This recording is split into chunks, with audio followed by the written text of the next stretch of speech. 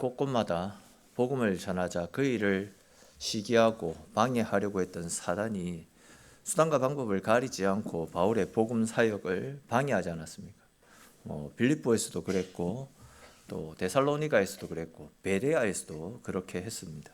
특히 이제 베레아에서 복음을 전할 때에는 데살로니가에서 바울을 죽이려고 했던 그 유대인들이 베레아까지 쫓아와서 해방을 하는 바람에 바울 혼자서만 급하게 그곳을 탈출해 나오는 그런 일도 있지 않았습니까? 그렇게 이제 바울이 베레아에서 배를 타고 급하게 탈출해서 도착했던 곳이 바로 오늘 본문에 나타나고 있는 아덴이라는 곳입니다. 오늘 우리가 살펴볼 말씀에서는 이렇게 베레아에서 탈출해 나와서 아덴에 이르렀던 바울이 아덴에서 복음을 전가하는 내용들이 자세하게 기록되어져 있는데 그와 관련된 말씀들을 함께 살펴보면서 하나님이 주시는 은혜를 나누어 보겠습니다. 이 시간 가운데도 말씀을 깨닫는 지혜와 하나님께서 나에게 주시는 나를 위해서 준비해 놓으신 새로운 은혜를 받아 누리시는 귀하고 복된 시간 되시기를 주님의 이름으로 축원합니다. 자, 먼저 앞에서 말씀드렸던 것처럼 지금 바울은 베레아라고 하는 곳에서 탈출해 나와서 아덴이라는 곳에 이르렀습니다. 여기에서 나타나고 있는 이 아덴이라는 곳은 오늘날로 치면 아테네를 이야기합니다. 아테네는 그 당시에 세계에서 가장 지적 수준이 높은 도시입니다. 인류 문화에 위대한 족적을 남겼던 소크라테스, 플라톤, 아리스토텔레스와 같은 위대한 철학자를 배출했던 도시가 바로 이 아덴입니다. 많은 학자들이 공통적으로 말하기를 오늘날 그 어느 누가 철학을 공부하고 연구해도 고대 아테네의 철학자들이 세워놓았던 철학 체계를 뛰어넘지 못한다라고 말을 할 정도로 당시 아테네는 지성의 도시로 손꼽혔던 곳입니다. 근데 이제 바울은 그 지성의 도시에서 16절 말씀에 나타나고 있는 것처럼 크게 격분하는 것을 볼 수 있습니다. 바울이 복음을 전하러 갔던 도시에서 분노를 표했던 것은 여기 아테네가 처음이고 마지막이었습니다. 즉 지금까지 바울은 복음을 전하러 갔던 곳에서 분노를 느낀 적이 없었는데 아테네에서는 경노했다라고 표현할 정도로 큰 분노를 느꼈던 것입니다. 자, 그렇다면 여러분, 바울이 왜 복음을 전하러 간 그곳에서 이렇게 격분을 했던 것이겠습니까? 오늘 본문에서도 말씀하고 있듯이 그곳에 우상이 가득했기 때문입니다. 우리가 알고 있듯이 바울 역시도 굉장히 지적이고 철학적인 사람 아닙니까? 바울은 당대 최고의 학자로 꼽혔던 가말리엘이라고 하는 사람 밑에서 철학을 공부했습니다. 바울의 생각에는 아테네 사람들처럼 지성을 경배한 사람들이라면 이런저런 각종 미신 이런 것들에 넘어가지 않고 또 우상 숭배와 같은 헛된 것들에 자기의 인생을 바치지 않을 것이다. 이런 생각을 했습니다. 근데 막상 와보니까 아테네에는 더 많은 우상들과 더 많은 미신들이 자리 잡고 있었습니다. 기록에 의하면 당시 아테네에는 3만 개 정도의 우상이 존재하고 있었다. 이렇게 이야기를 합니다. 그렇게 이제 지성인들이 많고 철학적이었던 사람들이 모여 사는 곳인데 오히려 더 많은 우상과 더 많은 미신을 믿고 따르고 있었던 것입니다. 조금 다른 관점에서 말씀을 드리면 이 아테네 사람들은 자기들의 지성, 성품, 또 뛰어난 문화를 자랑하고 있었지만 그들의 실상은 겉은 화려했는지 모르겠지만 결국은 멸망을 향해서 달려가는 썩어 없어질 육체에 지나지 않았다라는 겁니다. 하나님은 바울을 통해서 이렇게 문화와 철학 등으로 겉은 화려하게 치장해 놓았지만 영성의 문제에 대해서는 아무런 준비도 되어 있지 않았던 말 그대로 빈 껍데기 인생을 구원하시기 위해서 바울을 그곳으로 보내셨던 겁니다. 오늘날 이 시대도 마찬가지입니다. 세상의 화려함, 세상의 편리함, 또한 세상의 풍요로움에 감춰진 채 멸망을 향해 달려가는 사람들이 너무 많이 있습니다. 즉 최첨단 기술을 손에 쥐고 지식과 정보가 넘쳐나고 있는 이런 풍요로운 시대에 살고 있지만 정작 사람들은 내가 왜 살아가는지, 내가 어디를 향해 달려가고 있는지 삶의 분명한 목적을 정립하지 못한 채 그냥 성공, 또 편리함, 출세 이런 이름을 가진 우상 앞에 자신의 인생을 바친 채 살아가고 있습니다. 더 많은 돈을 벌기 위해서 가정과 신앙을 뒤로 밀어둔 채 살아가고 있고요. 또 사람들에게 인정받는 것을 위해서 양심과 진리를 타협한 채 살아가고 있습니다. 사실 오늘날 이 시대는 어떻습니까? 스마트폰 하나로 세상과 연결해서 편리하게 살아가고 있지만 정작 하나님과의 관계는 점점 멀어진 채 영적으로 병들고 죽어가는 사람들이 너무 많이 있습니다. 겉으로 볼 때는 아무런 문제도 보이지 않지만 마음속 깊은 곳에는 공허함, 두려움들이 가득 차 있고 또 밤이 되면 이유 없는 불안, 허무함에 사로잡혀서 잠을 이루지 못한 채 살아가는 사람들이 너무나도 많이 있습니다. 그런데 하나님은 그런 우리네 인생을 외면하지 않으시고 바울을 통해서 이런 사람들에게 복음을 전하게 하셨듯이 오늘도 말씀과 성령을 통해서 우리의 삶의 자리로 찾아와 주셨고 헛된 우상이 아니라 영원한 생명 되시는 예수 그리스도를 바라보며 믿음으로 살아가라고 우리에게 참 진리가 무엇인지를 가르쳐 주셨습니다. 다시 말해서 하나님은 말씀을 통해서 우리가 붙들고 의지하며 살아왔던 성공과 물질이라고 하는 헛된 우상들을 내려놓고 우리 인생의 중심에 우리 인생의 자리에 다시금 주님을 모시고 주님과 함께하는 삶을 살아가라 라고 말씀하고 있습니다. 또한 성령을 통해서 지식으로는 알고 있지만 삶으로는 외면해왔던 진리의 말씀을 우리 마음속 깊은 곳에서 깨닫게 하시고 이제는 내 힘이 아니라 우리 주님만을 의지하며 살아가도록 믿음의 방향들을 다시금 바로 잡아주시고 더 나아가서 세상이 주는 잠시 잠깐의 만족과 편리함을 쫓는 삶이 아니라 비록 손해를 보는 것 같이 보여도 주님 앞에서 정직하게 살아가는 삶을 살아가도록 성령을 통해서 우리의 발걸음들을 하나하나 인도해 주시고 이끌어 주시고 함께하고 계십니다. 그러므로 여러분 눈에 보이는 어떤 화려함으로 우리의 삶을 치장하지 마시고 오직 말씀과 성령으로 우리의 눈을 열어서 영원한 생명의 길로 이끌어 가시는 주님 바라보면서 참 생명과 참 소망을 붙들고 언제나 믿음 가운데 주님과 동행하며 살아가는 저와 여러분들의 인생이 될 수 있기를 주님의 이름으로 축원합니다. 자, 다시 이제 16절 말씀으로 돌아가세요. 앞에서 제가 바울은 지성과 또 탁월한 문화로 화려하게 포장하고 있지만 실상은 거짓된 우상 숭배와 또 각종 미신 우상에 파묻혀 살아가는 사람들을 보면서 크게 분노했다, 격분하였다 이런 말씀을 드렸습니다. 그러니까 이제 지금 바울은 말도 안 되는 이 상황을 보면서 분노를 터뜨리고 있는 겁니다. 사실 이것은 아테네 사람들을 향한 분노라기보다도 그곳에 만연해 있던 우상 숭배에 대한 분노고 더 나아가서 도시 전체를 사로잡고 있던 어둠의 세력, 즉 사단에 대한 분노라 할 수 있습니다.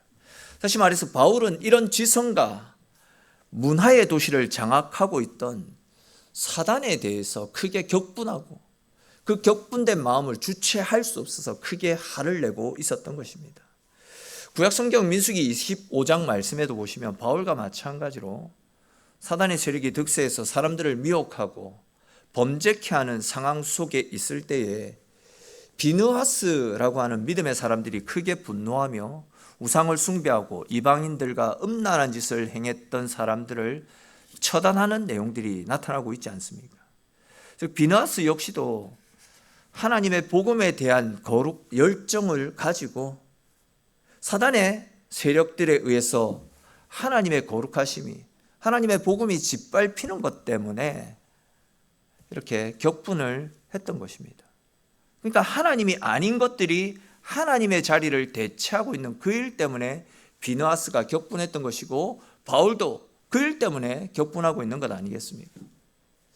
몇 주 전에 이제 아는 분들하고 식당에 식사를 하러 갔었습니다. 근데 이제 식당 TV에서 세계로 교회 목사님 그 재판 결과와 관련된 뉴스가 나오더라고요. 근데 이제 그 다른 테이블에서 식사를 하면서 그 뉴스를 보고 있던 어떤 분들이 화가 나가지고 목사와 교회를 욕하고 하나님을 저주하다시피 하는 욕들을 엄청나게 쏟아붓더라고요. 목사와 교회 심지어 하나님을 욕하는 말들이 5분은 넘게 이어졌습니다. 근데 이제 저희 일행 중 그 누구도 그 일에 대해서 대꾸를 하거나 토를 달지 못했습니다. 아무 말도 못하고 그냥 밥만 먹었습니다. 그러다가 이제 식사를 다 마치고 거기서 나와서 이제 커피숍에 가서 그때 그 이야기를 하던 중에 뭐 어떻게 해가지고 그 이야기가 정치 이야기로 번지게 됐는데 뭐 저야 뭐 정치적으로 중도입니다. 그래서 뭐 침묵을 지키고 있었는데 같이 있던 분들 중에서는 보수 성향을 가진 분, 또 진보 성향을 가진 분들이 있었는데 자기가 지지하는 정당이 공격을 받자 화를 이기지를 못하는 겁니다. 그렇게 친하게 지내는 사람들이었는데 핏대를 올리면서 열을 올리면서 그렇게 이야기를 하더라고요. 교회와 하나님의 이름이 세상 사람들로부터 그렇게 욕을 먹고 있을 때는 아무 말 하지 못하고 그냥 듣고만 있다가 상대가 내가 지지하는 정당을 비난하면 견디지를 못하고 흥분하고 분노를 하고 목사에 걸맞지 않는 그런 언행들을 하더라고요. 제가 그 상황이 너무 어이없어가지고 그분들한테 진짜 우리가 화를 내야 될 상황은 이렇게 내가 지지하는 정당이 비난받을 때가 아니고 교회와 하나님이 세상 사람들의 가십거리가 되어서 그렇게 욕을 먹고 있을 때 그때 우리가 화를 내는 것이 맞는 것 아니냐. 그때는 아무런 말도 하지 못하다가 이렇게 이 정당 때문에 정치 때문에 이렇게 흥분을 하고 핏대를 세우느냐. 이 진짜 목사로서 수치다 부끄럽다. 다 행님들인데 제가 그 이야기를 했었거든요. 우리 중심이 잘못된 거다. 그런 이야기를 했었드렸습니다. 여러분 그렇지 않습니까? 이건 뭐 비단 목사뿐만이 아니라 그리스도인들이라고 한다면 하나님의 이름이 조롱거리가 되고 교회가 욕을 먹는 일들에 분노하고 안타까워야 됩니다. 저부터도 그랬지만 그런 일들에는 조용히 침묵을 지키다가 이 정치 이야기에서는 발끈하는 거예요. 이거는 조금 다르게 표현하면 내 중심에 하나님보다도 다른 것들이 더 크게 자리 잡고 있다. 이것 아니겠습니까? 하나님보다도 정치적인 신념이 더 우선시되어지고 있는 그런 모습이라 할 수 있습니다. 그런데 바울을 한번 보십시오. 그는 항상 하나님이 중심에 있었습니다. 그런 그에게 하나님이 배제된 채 사탄의 세력들이 득세하는 것은 견딜 수가 없었던 겁니다. 하나님의 이름이 세상의 조롱거리가 되어지는 것을 견딜 수 없었다라는 거죠. 즉 영적으로 암울했던 그 아테네의 현주소, 하나님이 배제된 채 오히려 가십거리로 전락해져 버렸던 그 아테네의 현주소를 견딜 수가 없어가지고 격분을 했던 것입니다. 그렇습니다. 여러분, 우리가 하나님의 백성들이라고 한다면 하나님의 이름이 짓밟히고 또 교회가 세상의 조롱거리가 되어지는 이런 일들, 또 사람들이 사단의 하수인이 되어서 불의한 짓을 행하며 살아가는 웃지 못할 그런 일들에 대해서 거룩한 분노가 일어나야 되는 것 아니겠습니까? 사실 뭐 오늘날에야 바울 시대처럼 또 이제 앞에 말씀드렸던 그 비느하스처럼 세상을 향해 분노하고 세상을 다그칠 수 없지만, 그러나 우리는 우리에게 맡겨주신 복음 전도의 사명, 빛과 소금의 사명을 기억하고 우리의 삶을 통해서, 즉 세상과 다른 거룩하고 구별된 우리의 삶을 통해서 하나님의 거룩하심을, 하나님의 위대하심을 세상 속에 드러내는 삶은 살 수 있어야 되는 겁니다. 다시 말해서 하나님의 이름을 비난하고 욕하는 사람들 앞에서 내 삶의 자리에서 거룩하고 구별된 삶의 모습으로 하나님의 이름이 높아질 수 있도록, 감히 내 모습을 보고 하나님을 욕하는 일이 일어나지 않도록 내 삶을 통해서 하나님을 드러내고 알리고 증거하는 삶을 살 수 있어야 됩니다. 여러분, 우리는 말로만 하나님을 믿는 신앙인이 아니라 하나님의 이름이 짓밟히는 자리에서 침묵하지 않고 거룩하고 구별된 삶을 통해서 주의 거룩하심과 진리를 증거할 수 있는 세상과 다른 삶을 살아갈 수 있어야 됩니다. 더 나아가서 세상이 무엇을 자랑하든 또 무엇에 분노하든지 세상에 휘둘리지 않고 언제나 하나님 앞에서 믿음으로 살아가시는, 그래야 내 삶을 통해서 지금도 살아 역사하시고 모든 이름 위에 높고 존귀하고 위대하신 하나님의 이름을 드러내고 알리며 살아가는 저와 여러분들의 인생이 될 수 있기를 주님의 이름으로 축원합니다. 또 이제 이어지는 우리 17절 말씀 같이 한번 읽어볼까요? 17절 말씀입니다. 회당에서는 대인과 경건한 사람들과 또 장태에서는 날마다 만나는 사람들과 변론하니. 아멘.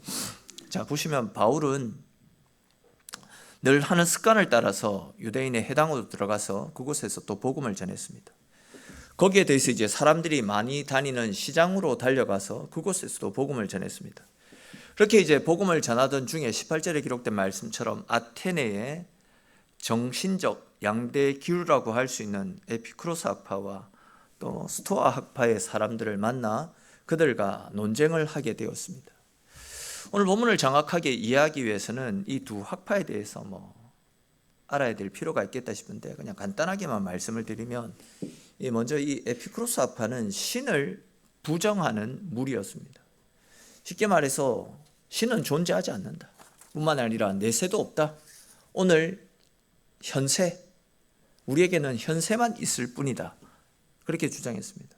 그렇게 이제 다음 세상을 부정하다 보니까 그들은 오로지 이 세상에서 얼마나 잘 먹고 잘 사느냐, 얼마나 내 욕구와 쾌락을 충족시키며 살아가느냐, 이것을 중요하게 생각했습니다. 에피쿠로스 학파의 주장을 그냥 짧게 요약하면 신이 없다, 신을 두려워하지 말고 쾌락을 즐기면서 행복을 추구하는 삶을 살아가라, 이런 주장을 펼쳤던 것이 에피쿠로스 학파였습니다. 그에 반해서 이제 스토아 학파 사람들은 범신론자들이었습니다. 즉 자연의 모든 것이 신이라고 주장하는 사람들입니다.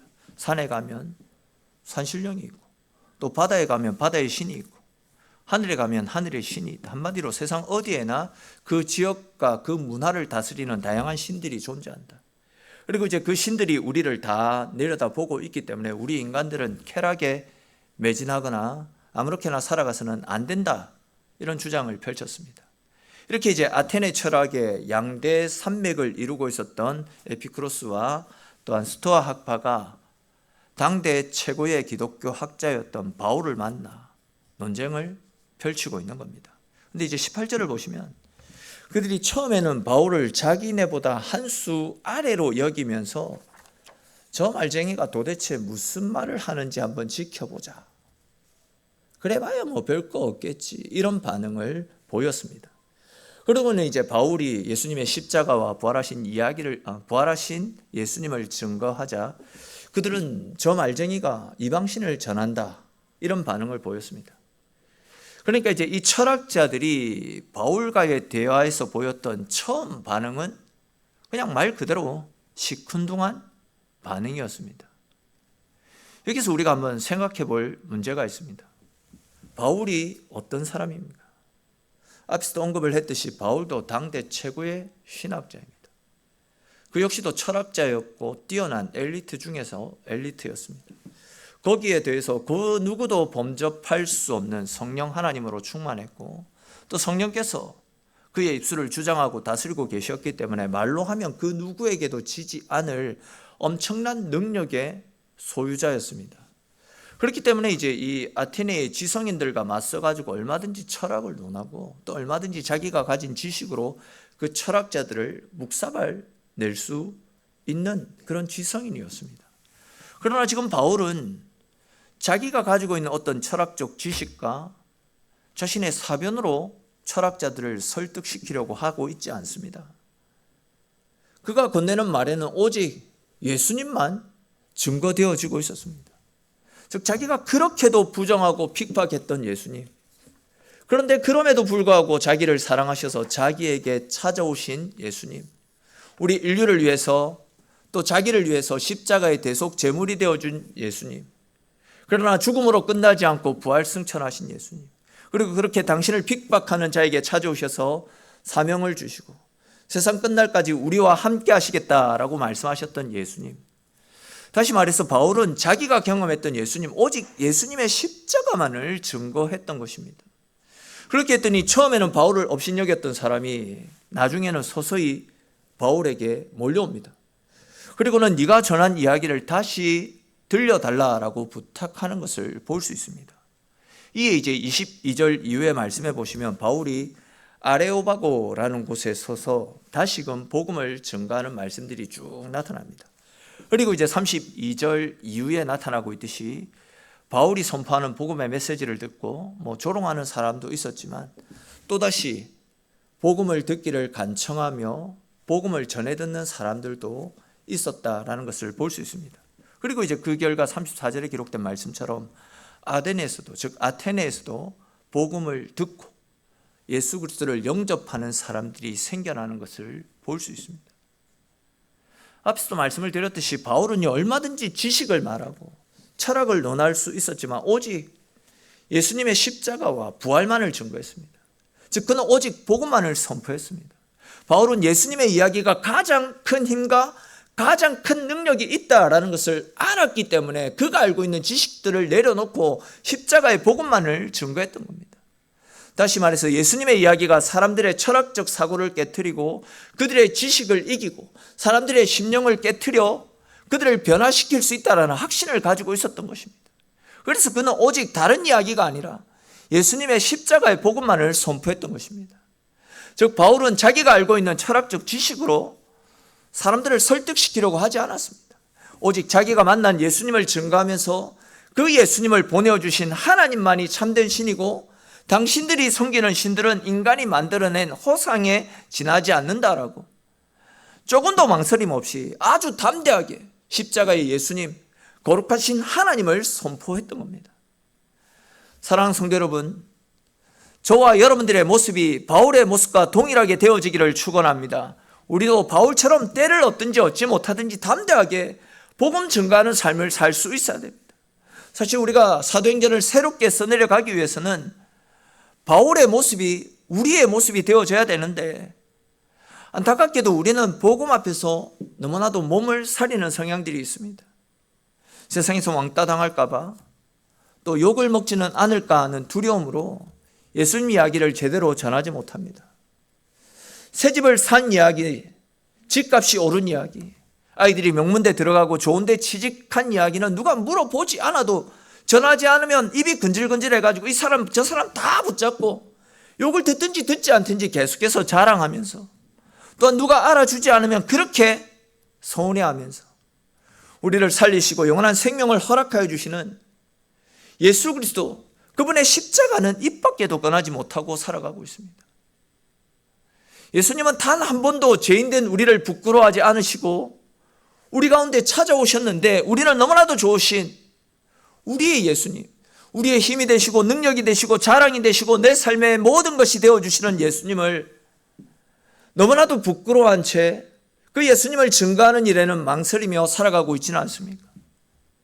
여러분, 내가 직장 생활을 1년, 2년 하고 있는데도 회사 사람들에게 아직 단 한 번도 예수님을 자랑하지 못했다면, 예수님을 드러내지 못했다라고 한다면 진짜 부끄러운 일 아니겠습니까? 믿지 않는 가족들, 친지들에게 단 한 번도 예수님을 믿어야 된다라는 이야기를 전하지 않고 있다라고 한다면 그건 역시도 굉장히 부끄러운 일이라 할 수 있습니다. 우리가 계속 살펴보고 있듯이 바울은 어떻습니까? 그는 옷깃만 스쳐도 십자가의 복음을 전했습니다. 그것이 바울로 하여금 평생을 능력의 삶을 살 수 있게 만들었던 바울의 힘이었고 바울의 능력 아니었습니까? 사랑하는 성도 여러분, 언젠가 하나님께서 이 땅 가운데 오셔서 우리를 심판하시는 그날 우리들에게 너는 이 땅에 살면서 무엇을 하며 살았느냐? 내가 너에게 맡겨준 제자의 사명을 제대로 감당하며 살았느냐라는 질문을 하신다라고 한다면 자신 있게 예라고 대답할 수 있겠습니까? 나는 너를 부끄러워하지 않았는데 너는 왜 나를 그렇게도 부끄러워하며 살아가고 있느냐라고 물어본다면 그 주님의 질문 앞에서 뭐라고 대답하겠습니까?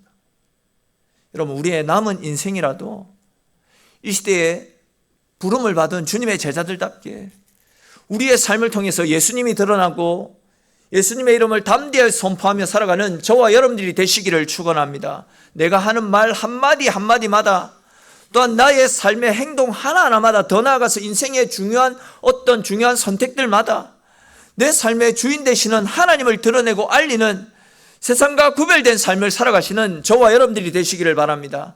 이런 사람을 통해서 사도행전의 역사가 새롭게 써내려져 가게 되는 것입니다.